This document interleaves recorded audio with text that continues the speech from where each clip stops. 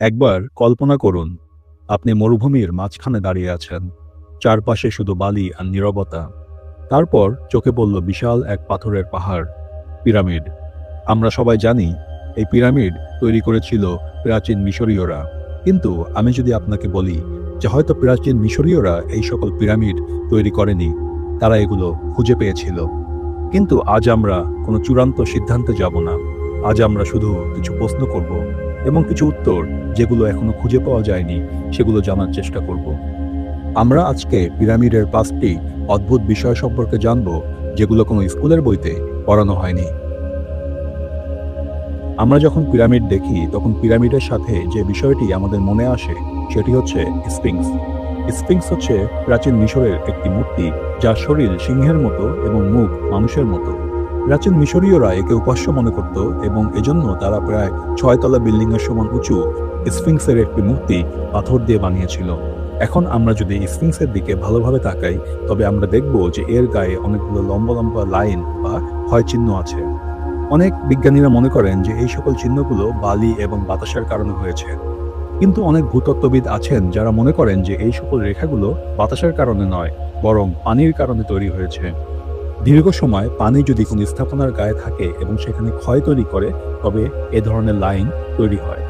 এছাড়াও মিশরের মরুভূমিতে অনেক উঁচু বালির ঢিবি বা পাহাড় আছে, যেগুলো প্রায় 20 থেকে 30 ফুট এর মতো উঁচু এবং এর মাথাগুলো অনেকটা ঢেউয়ের মতো বাঁকানো। সাধারণত মরুভূমিতে এই সকল বালিয়ালিগুলো দেখা যায় না।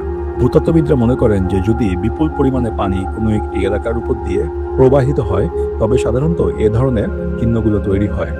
কিন্তু সমস্যা হচ্ছে মিশরীয় সভ্যতা প্রায় 5,000 বছরের মতো পুরানো এবং মিশরের 6,000 বছরের ইতিহাসে মিশর ছিল সম্পূর্ণ শুকনো একটি মরুভূমি অঞ্চল।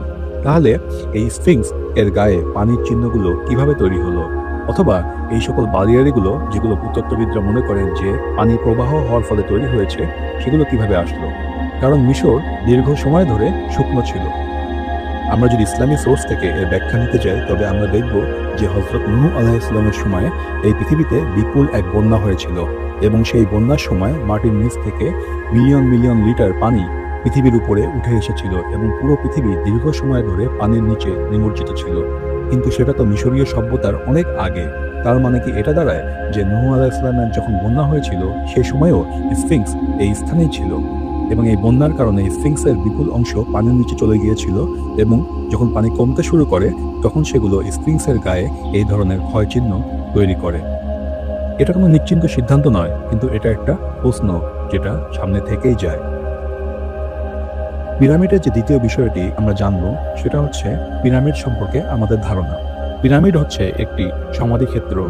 প্রাচীন মিশরের রাজা বাদশারা তাদের কবর হিসাবে এই পিরামিডকে ব্যবহার করতেন এবং এই পিরামিডের ভিতরে তাদেরকে মমি করে রাখা হতো।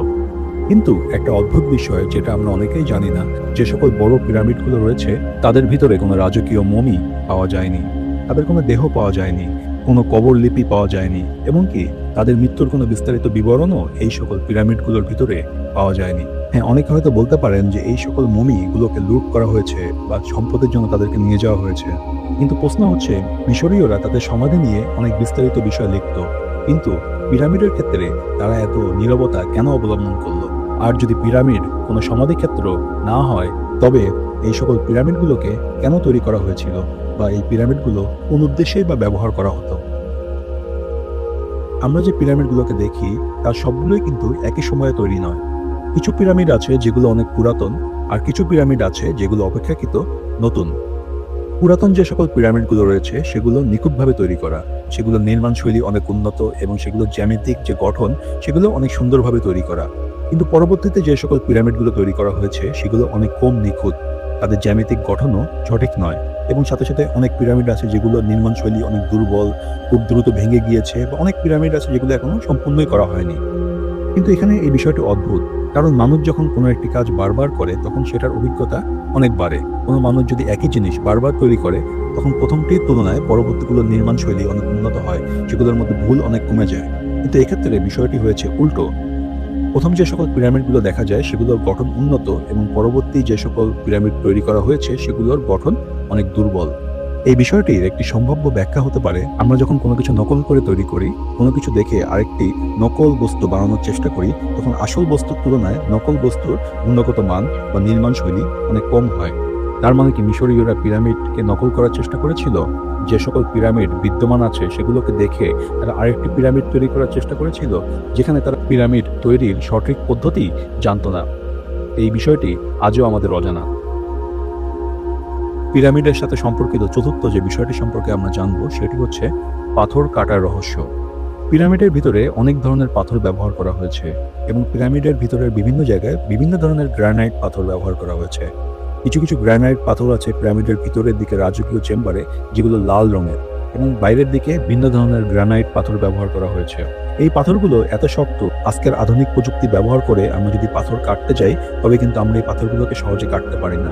এই পাথরগুলোকে কাটার জন্য আমাদের বিশেষ ধরনের ডায়মন্ড ব্লেড ব্যবহার করতে হয়।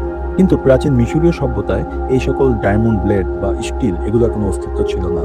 কারণ মিশরীয় সভ্যতা হচ্ছে ব্রোঞ্জ যুগের সময়ের একটি সভ্যতা, যে সময় ব্রোঞ্জের মতো পাতলা ধাতু আবিষ্কার হয়েছিল।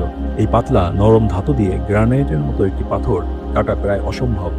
এছাড়াও এই পাথরগুলোকে যতক্ষণ নিখুঁতভাবে কাটা হয়েছিল, সেই নিখুঁত মান অর্জন করার জন্য আমাদেরকে বর্তমানে লেজার কাটিং প্রযুক্তি ব্যবহার করতে হয়।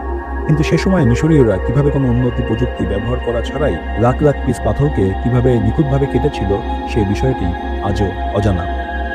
এছাড়াও পিরামিড তৈরির জন্য যে সকল পাথর ব্যবহার করা হয়েছিল তার এক একটি পাথরের ওজন ছিল প্রায় 40 থেকে 80 টন। এই পাথরগুলো নিয়ে আসা হয়েছে শত শত কিলোমিটার দূর থেকে। অনেক বিজ্ঞানী মনে করে থাকেন যে এই সকল পাথরগুলোতে নিয়ে আসার জন্য কাঠের লগ, দড়ি বা র্যাম্প ব্যবহার করা হয়েছিল। কিন্তু আরেক দল বিজ্ঞানী হিসাব করে দেখিয়েছেন যে এই পাথরগুলোকে দূর থেকে নিয়ে আসার জন্য যে পরিমাণে কাঠ, বাঁশ বা দড়ির প্রয়োজন হবে, সেগুলো সমন্বিত ওজনই পিরামিডের ওজনের চেয়ে বেশি হবে। এছাড়াও এই সকল পাথরগুলোকে নিয়ে আসার পরে বাঁশ, কাঠ বা দড়ি বা নির্মাণ উপকরণগুলোকে কি করা হয়েছে তার কোনো চিহ্ন কিন্তু আমরা কোথাও দেখতে পাই না। এই সবগুলো বিষয়ই পুরোপুরি হারিয়ে গিয়েছে।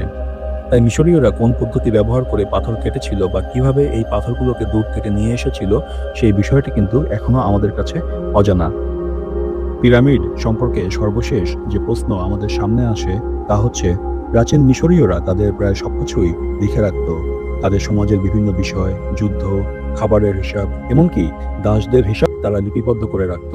কিন্তু পিরামিডের বিষয়ে তাদের কোনো পরিষ্কার নকশা নেই বা তাদের কোনো লিপিবদ্ধ রেকর্ড নেই। তারা যে এক বিশাল স্থাপনা তৈরি করেছে সেই কাজের কোনো ধারাবাহিক বিবরণও কোথাও পাওয়া যায়নি।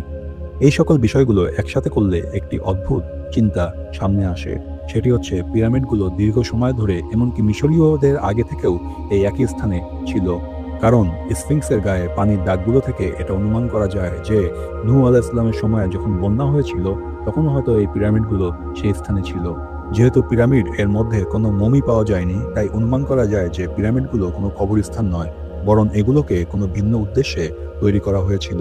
এবং যেহেতু মিশরীয়দের কাছে পিরামিড সম্পর্কে কোনো রেকর্ড নেই, কোনো নকশা নেই, এবং পরবর্তীতে যে সকল পিরামিডগুলো তৈরি করা হয়েছিল সেগুলো আগের পিরামিডগুলোর চেয়ে অপেক্ষাকৃত ভুলভাবে তৈরি করা, তাই ধারণা করা যায় যে পিরামিডগুলো মিশরীয়দের আগে থেকে ছিল এবং মিশরীয়রা এই সকল পিরামিডগুলোকে দেখে নতুনভাবে কপি করে তৈরি করার চেষ্টা করেছিল।